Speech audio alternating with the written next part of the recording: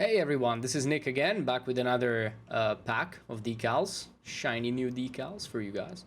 Most of them, as you can see, have a bounce light inbuilt with them, so like you can just go in there and like adjust it, you can turn it off, you can increase it, whatever you prefer, you can change the color as well, and all that good stuff. All of these decals obviously were baked at max resolution with the bounce light that was manually baked by me.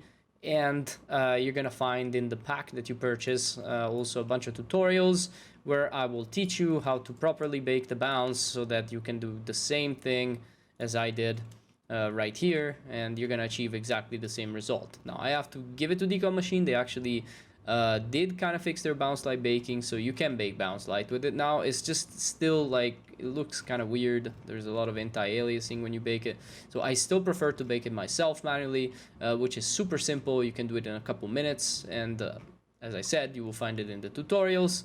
And yeah, like once again, all the decals are baked at max resolution with max anti-aliasing and everything else, so they look crispy as hell.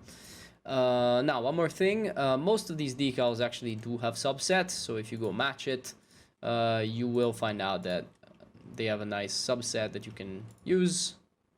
Some of them don't, obviously, as some of them don't actually have bounce light, like, gee, almost none of them. Oh yeah, this one maybe, this one doesn't have bounce light, but a subset, you see?